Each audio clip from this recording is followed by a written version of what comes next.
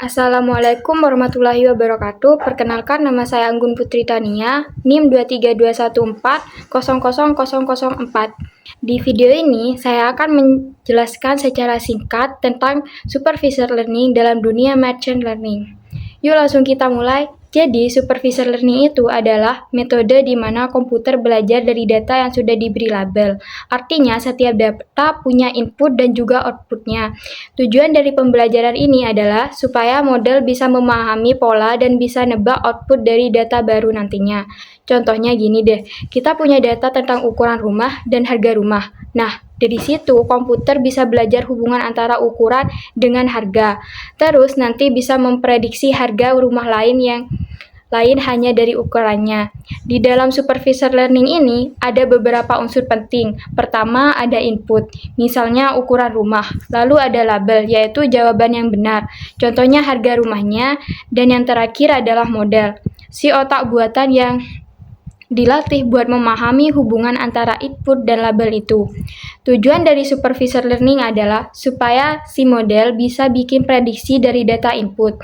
Nah, ada beberapa ciri khas dari metode ini. 1. Data yang dipakai sudah berlabel. 2. Model dilatih pakai input dan output. Dan 3. Cocok banget dipakai buat dua hal utama, yaitu klasifikasi dan regresi. Biar lebih gampang, bayangin kamu ngajarin komputer ngenalin buah. Kamu kasih info kayak warna, ukuran, berat, dan kasih label juga. Misalnya apel atau jeruk. Lama-lama model bakal bisa nebak jenis buah baru sendiri dari data yang mirip. Atau analogi lainnya kayak kamu ngajarin anjing buat duduk. Kamu bilang duduk, lalu kasih hadiah. Kalau dia nurut, lama-lama anjing bakal ngerti perintah itu. Nah, komputer juga sama, belajar dari contoh dan respon yang dikasih. Ngomong-ngomong soal hasil dan supervisor learning, bisa ngelakuin dua hal. Prediksi, ini untuk nilai numerik kayak prediksi harga rumah. Yang kedua, klasifikasi.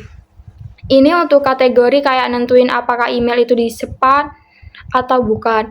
Model yang sering dipakai buat prediksi itu namanya linear regression.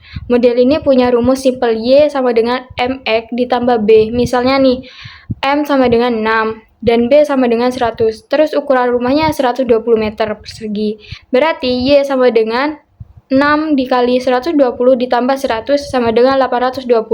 Artinya, harga rumahnya kira-kira 820 juta. Jadi, itulah sedikit penjelasan tentang supervisor learning. Intinya, ini tuh cara ngajarin komputer dari data yang udah ada jawabannya, supaya dia bisa ngasih prediksi atau klasifikasi yang tepat di masa depan.